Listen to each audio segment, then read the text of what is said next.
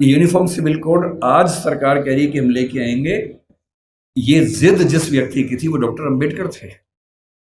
उनको पता था कि जब तक सामाजिक कानून सभी धर्मों में पुरुष और महिला के लिए बराबर नहीं होंगे तब तक महिलाएं आगे नहीं बढ़ सकती हैं। और उन्होंने कहा था, मैं किसी समाज की प्रगति का अनुमान इस बात से करता हूं कि वहां महिलाओं की हालत कैसी है। अगर महिलाएं पढ़ी लिखी नहीं है, वो घर के अंदर बंद है, तो समाज कैसे प्रगति करेगा। वो नेहरू जी से लड़ गए। जिस सरकार में वो कानून मंत्री थे 1946 से 51 के बीच का जो दौर था, उन्होंने नेहरू जी से जो प्रधानमंत्री थे खूब झगड़ा किया कि यूनिफॉर्म सिविल कोड आप लेके आइए। उस समय नेहरू जी का मानना यह था कि 1951 के पहले आम चुनाव होने के बाद जनता से विश्वास लेने के बाद मैं लेके आऊंगा।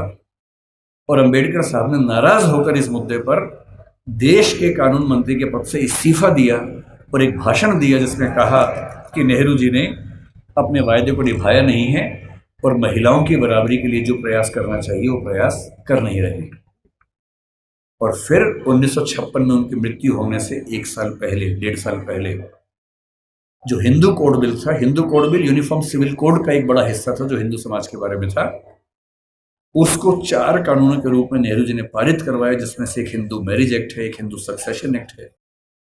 और यदि आज हिंदू समाज की महिलाओं को वो सारे अधिकार मिल पाए हैं जो हिंदू पुरुषों को मिलते हैं, तो उसके पीछे जिम्मेदार सबसे बड़ा यदि कोई एक व्यक्ति है तो वो डॉक्टर अंबेडकर है। इसलिए भारत की महिलाओं को,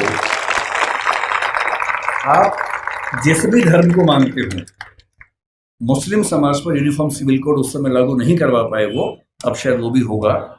और किसी भी समाज हो, हिंदू समाज हो, मुस्लिम समाज हो, कोई भी समाज, यदि उस समाज की महिलाओं के साथ बराबरी नहीं है तो राज्य की जिम्मेदारी बनती है कि वो कानून बनाकर बराबरी लाए।